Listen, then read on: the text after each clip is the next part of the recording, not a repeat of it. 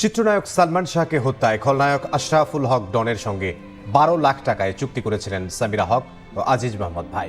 আজিজ মোহাম্মদ ভাই এবং সামিরা 12 লক্ষ টাকার বিনিময়ে ডনকে তারা ঠিক করেছিল তাকে হত্যা করার জন্য।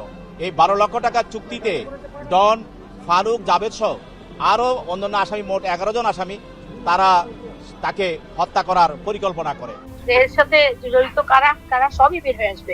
আমি চাই ন্যায় বিচার, আমি চাই বিচার। আমার ছেলেকে খামাখা বলছে ওরা আত্মহত্যা করছে, এই করছে, সেই করছে, খামাখা ওকে খুন করাবো। অপরাধী চিরদিনই অপরাধী, অপরাধটা প্রমাণ হোক।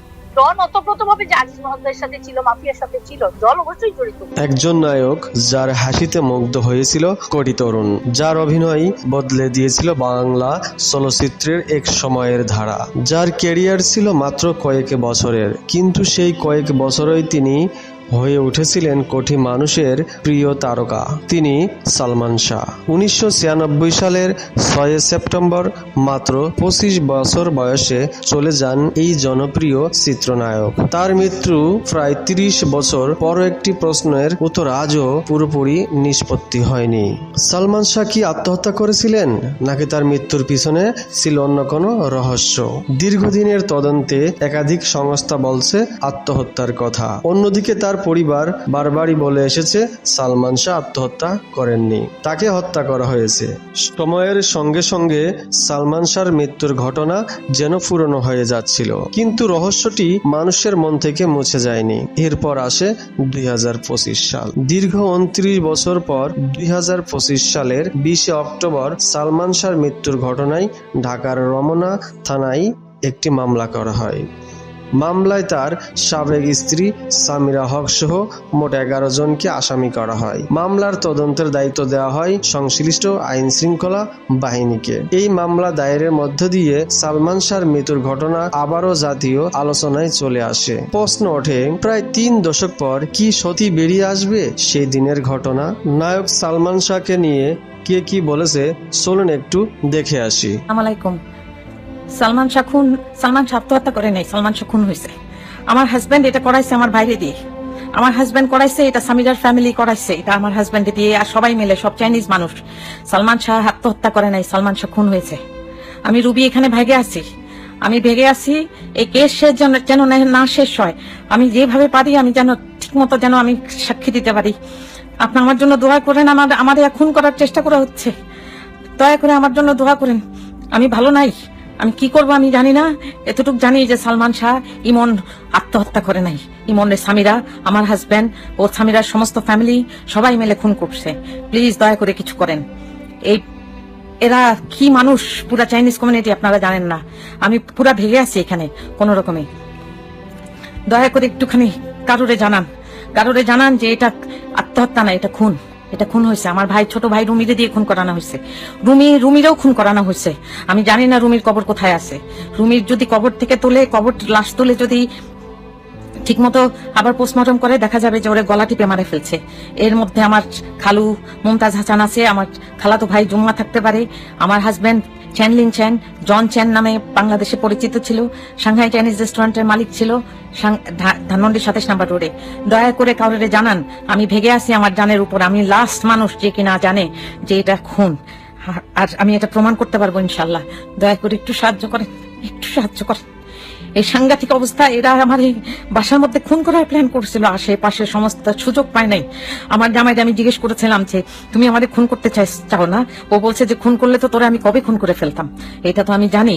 এখন তো আমার খুন করতে চায়, কারণ এখন আবার কেস ওপেন হয়েছে। প্লিজ দয়া করে কিছু করেন, দয়া করে জানান। নীলা ভাবি, আপনার ছেলেরে খুন করা হয়েছে। আমার যা করার আমি করবো, আমি ভেগে আছি ভাবি, নাহলে আমারও মেরে ফেলতো ওরা সবাই মিলে। লুসি, আমার হাজবেন্ড জন, সবাই মিলে আমার বাচ্চা ভিকি আর আমার জানের উপর অনেক জিনিস আছে ভাবি। দয়া করে কিছু করেন ভাবি, কিছু করেন।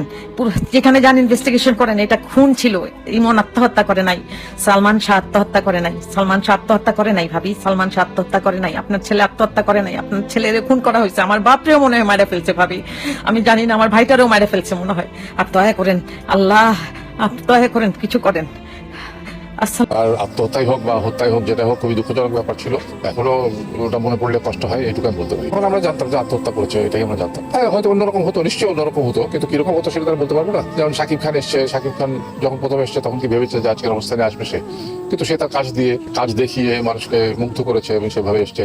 এবং সালমান খানও সেভাবেই উঠছিল, কিন্তু যে কারণে হোক দুর্ভাগ্য যে তাকে আমরা হারিয়েছি অতি কম বয়সে। অত্যন্ত ভালো, অন্তত আমি যতটুকু দেখেছি তাকে অত্যন্ত আমাদের তো অত্যন্ত ভক্তি শ্রদ্ধা করতো। আমার পারিবারিকভাবে আমাদের সাথে পরিচিত ছিল, তার মা, বাবা, তার ভাই।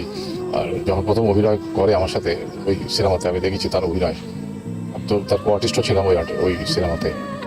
স্বাভাবিক অভিনয় শিল্পী, তার অনেক উচ্চতা যাওয়ার সম্ভাবনা ছিল আর কি, ওই অভিনয় কোয়ালিটি দিয়ে, এটা আমি বিশ্বাস করি।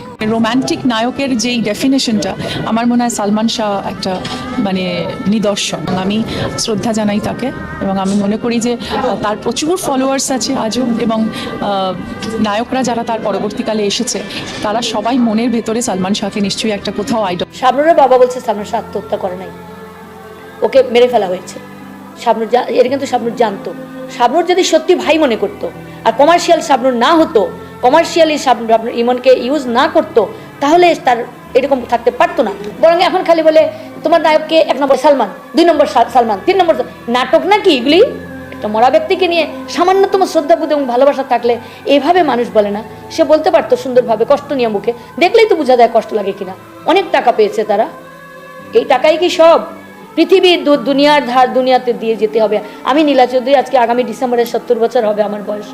আমি হয়তো সেকেন্ড টাইম আপনাদের আরো ইন্টারভিউ দিতে পারবো না, কিন্তু আপনারা দেখবেন এই যে টাকা যারা খরচ করেছে, যারা খুন করেছে, পুরোপুরি ফিল্মি সিন্ডিকেটের। এখানে অনেকেই জানে, অনেক কিছু বলতে পারে না।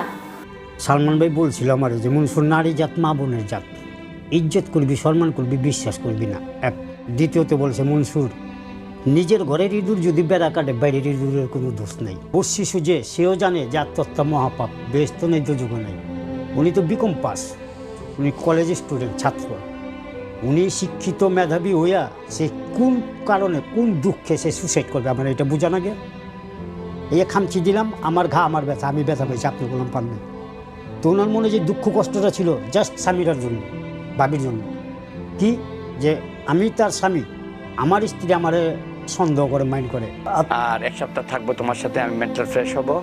আর ঘুম থেকে উঠে মামা আমি ডিভোর্স লেটারে সাইন করব। আমি জিজ্ঞেস করছি কেন? না মামা, ওকে নিয়ে আর সংসার করা যায় না। আমি আসলে তোমাকে সব প্রমাণ বলবো, দেখাবো, বলবো। আমি আসলে বলবো মামা। আমি বলছি ওকে ঠিক আছে আয়। আমার সাথে তার শেষ কথা। এটা কি অবিশ্বাসযোগ্য কোনো কথা? আপনারা বলেন। আমার ছেলে আমাকে ফোন করে বলছে সকালে আসতেছে, ডিভোর্স দিবে। এখন আমি আমেরিকায় থাকি, আমি দেশে 30-40টা দেশ ঘুরছি। আমার প্রশ্ন হলো যে সে যদি ডিভোর্স দেয়, মিডিয়া হয়তো তারা জিজ্ঞেস করবে কেন ডিভোর্স দিছো। তার কারণে আমার ছেলেটা রাতের মধ্যে সরাই দেওয়া হয়েছে। আমি তো সেটাই মনে করতেছি। আপনারা কি প্রমাণ চান? সব প্রমাণ আছে, তাদেরকে কথা বলতে বলেন। সামিরার বাপকে আমার সামনে আনেন। আমি সামিরাকে আনতে গেছি, ডেড বডি যখন রওনা দিছে, আমি অর্ধেক রাস্তা থেকে ব্যাক করে আমি সামিরার বাসায় গেছি। আমি দিতিকে ফোন করছি, দিতি আমার ছোট বোনের বান্ধবী, যে দিতি আমি মামা, ইমন কি করছে না করছে আমি জানি না, কিন্তু তার বউ ইমনকে শেষ বিদায় দিতে হবে। দিতি আমাকে বলছে যে আসেন আপনি বাসায়। আমি গেছি, দিতি আমাকে নিয়ে গেছে। আমি যা পাইছি এখানে অনেক মহিলা বসা। এই সেই হীরা, উনি আগে ছিল বেআই, এখন আর বেআই না। উনি এক পুলিশ অফিসারকে নিয়ে বসে আছেন। আমাকে বলছে যে না, উনি সিলেট যাবে না। আমি বলছি ভাই, তার হাজবেন্ড, তার দায়িত্ব শেষ বিদায় দেওয়ার। উনি বলছে না, সে যাবে না। স্বামীরা কোনো কথা বলে নাই, কিন্তু রুবি সেই সময় দাঁড়ায় আমাকে বলছে যে না, ও যাবে না। উনি কে? আমি তো চিনি না।